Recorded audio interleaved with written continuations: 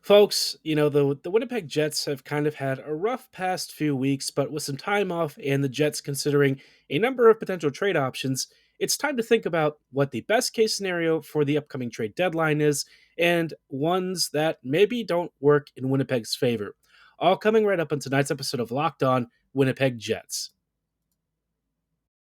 Or Locked On the Hockey Jets, your daily podcast on the Winnipeg Jets. Part of the Locked On Podcast Network, your team every day.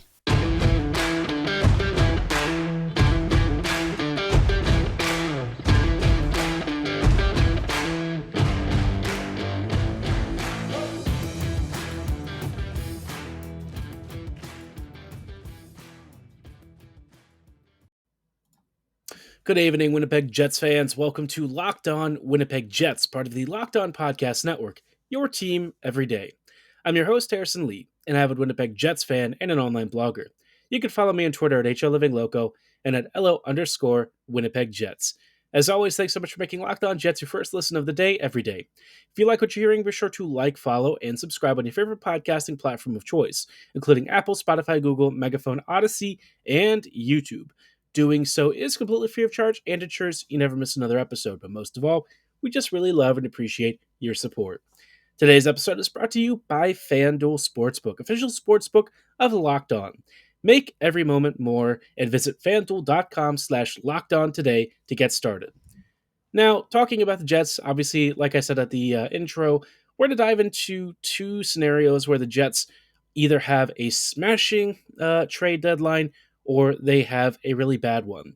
And I'll be honest, I don't really know which we're likely to see just because, the Jets are sort of in, I would say, not necessarily unprecedented times, but certainly, the cap anxieties, a lot of the uncertainties in the field of competitors, and Winnipeg's own roster situation where they're trying to accrue cap space and also have a surplus of defenders and a bit of a deficit in forwards.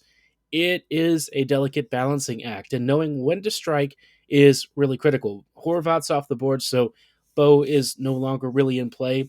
That means the Jets are now looking at maybe a Timo Meier or something.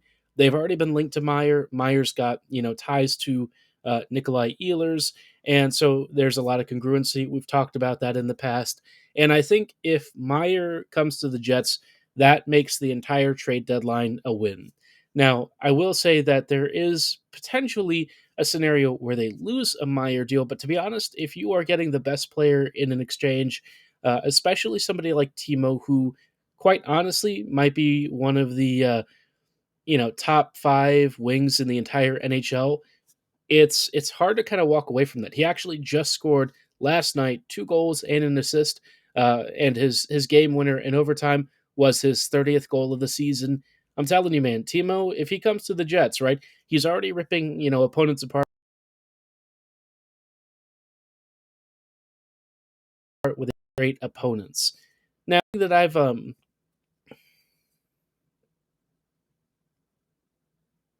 apologies, folks, we just had a brief pause there.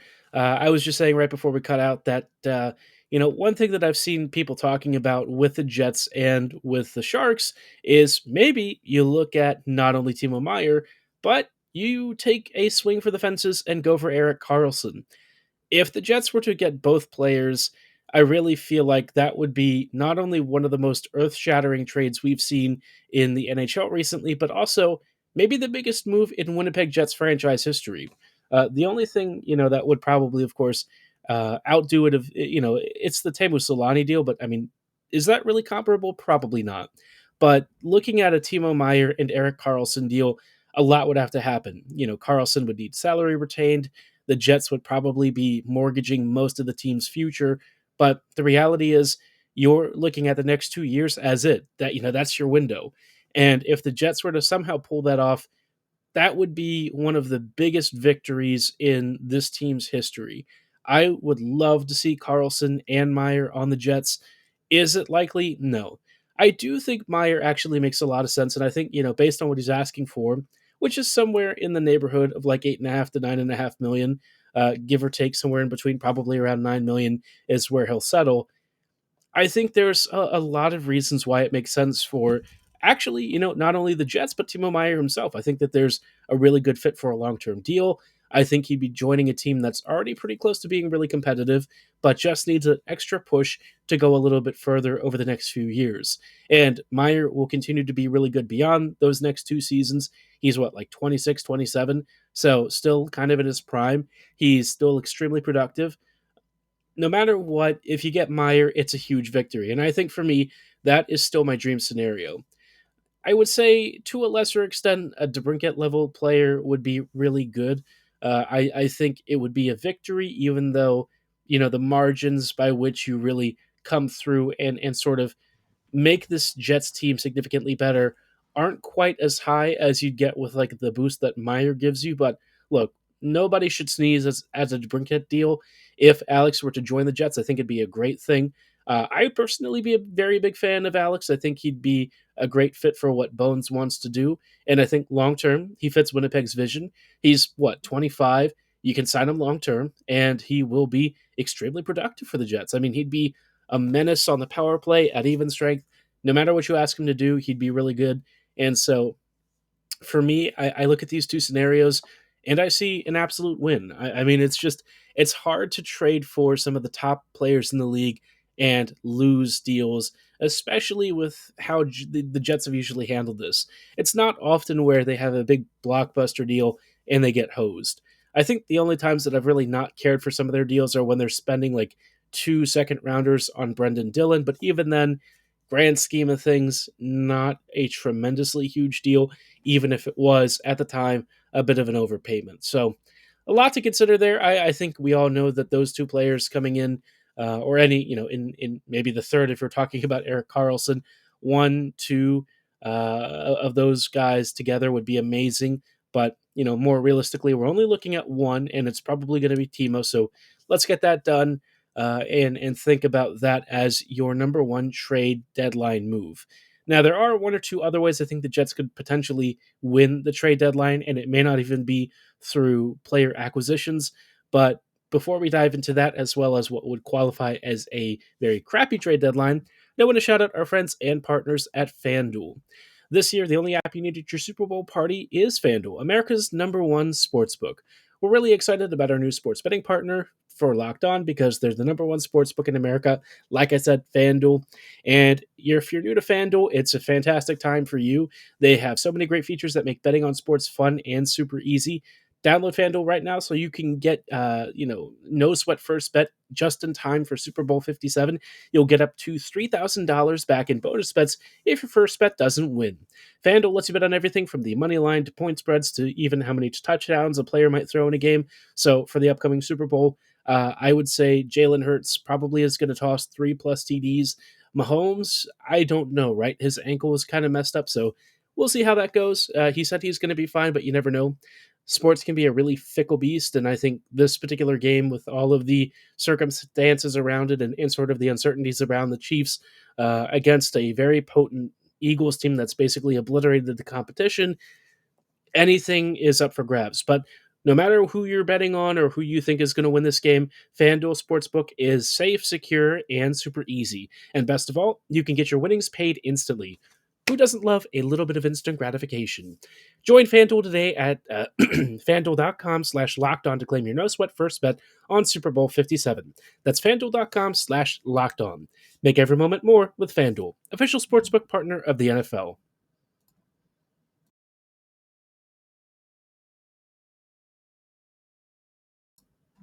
Hello, friends, and welcome back to this episode of Locked On Winnipeg Jets, part of the Locked On Podcast Network, your team every day.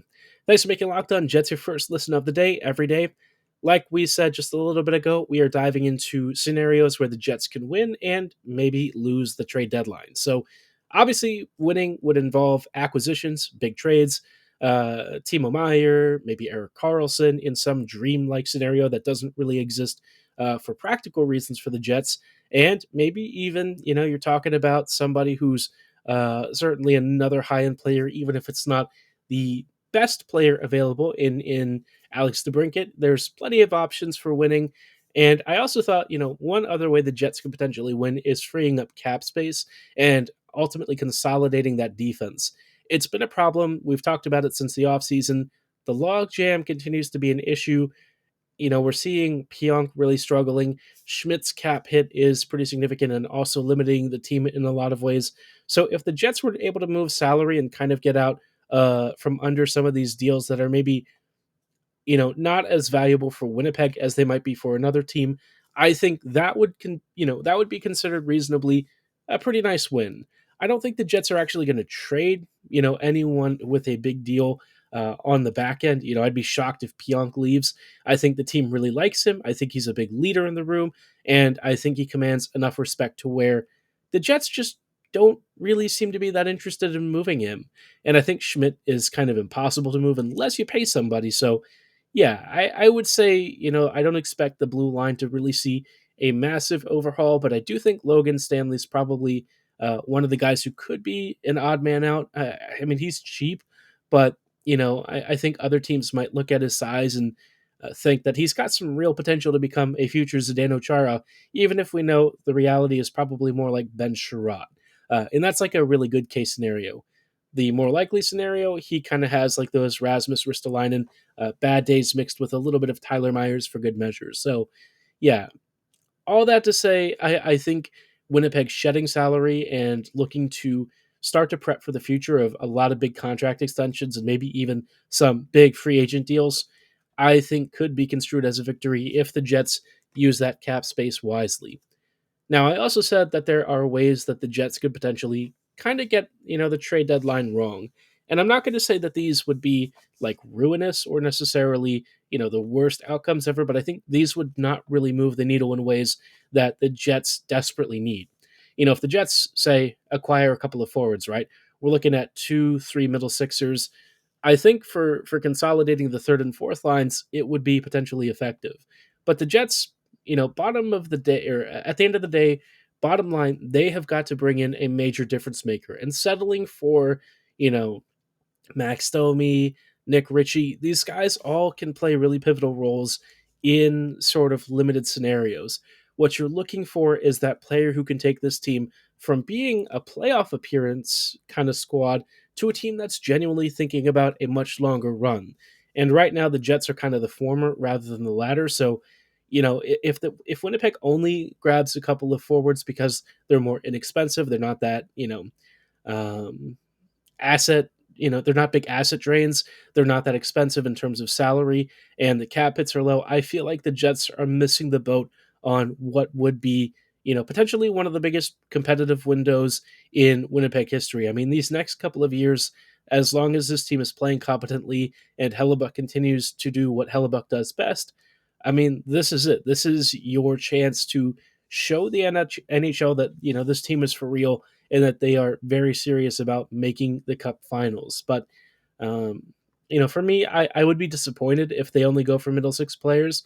I think this team has to bring in a difference maker in order to really change the dynamics of the top nine.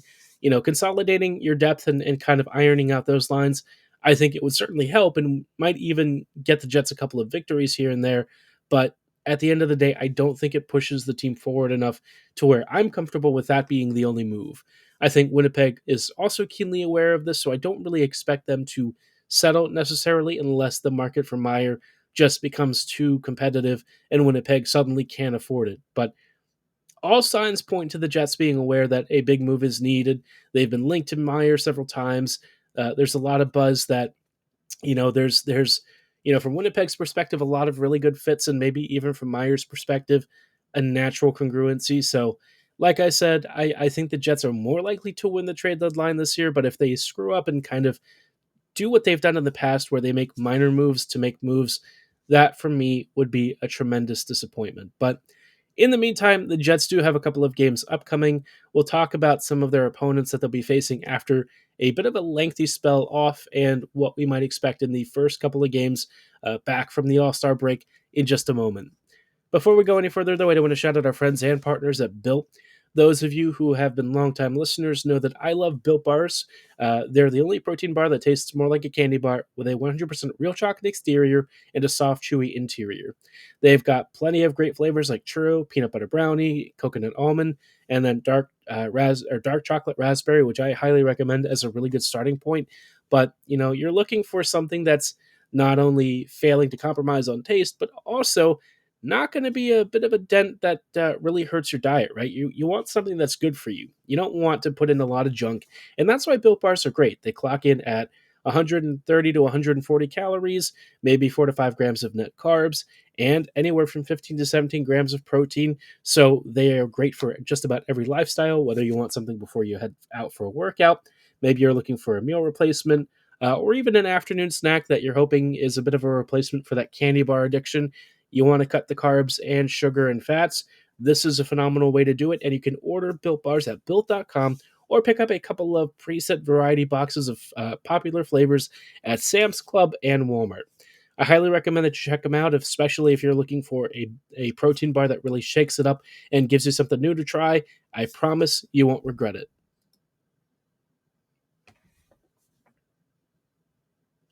Hello, friends, and welcome back to this episode of Locked On Jets. We are just wrapping up really quickly with some final thoughts on Winnipeg's upcoming opponents, just two of them so far. Obviously, Saturday and Tuesday, we're gonna have just two games. It's been a week and a half of no Jets hockey. Honestly, I feel like I'm kind of tired of not having the Jets around, but maybe some time off would be just the best thing the team could possibly ask for, having played several more games than a lot of their opponents, certainly more than a lot of the teams that are chasing them. But once Winnipeg resumes, they're going to face the Blackhawks and the Kraken. This is actually not too bad of an intro back into the season. The Hawks are still at the bottom of the Central Division. They just lost in overtime to, I think, the Anaheim Ducks, which is, a bit of a sore spot, I'm sure, for the Hawks, like on a pride level. I mean, obviously, both teams are tanking. No one's surprised by this. But losing to, arguably the worst team in the NHL, especially in overtime, not a great feeling.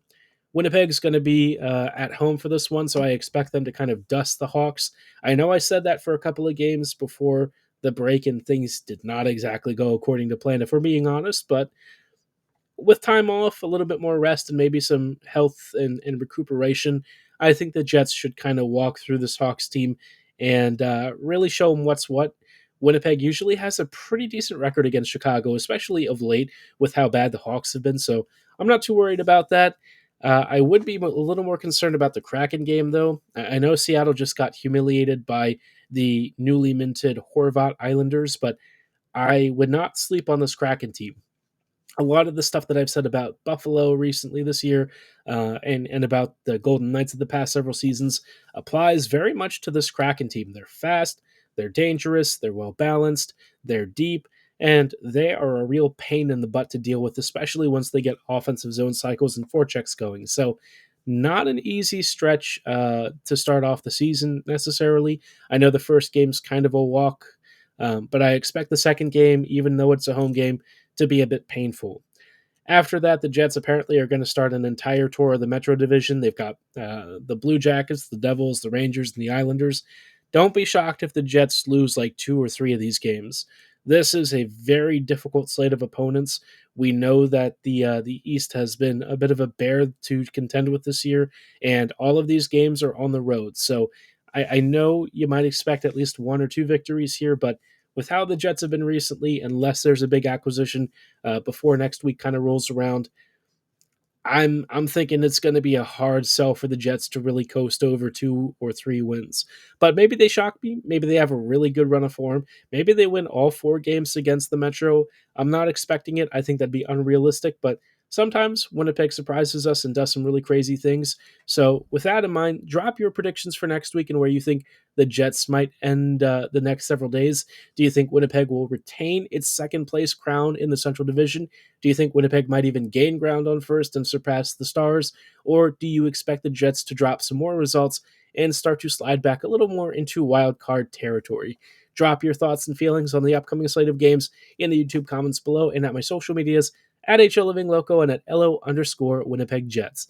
For tonight's episode, though, that is going to be all the time that we have. I thank you so much for making Locked On Jets your first listen of the day, every day. And as always, highly encourage you to check us out on your favorite podcasting platforms. But for tonight's episode, that's all the time that we have. Thank you so much for listening. Have a great night, and go Jets go.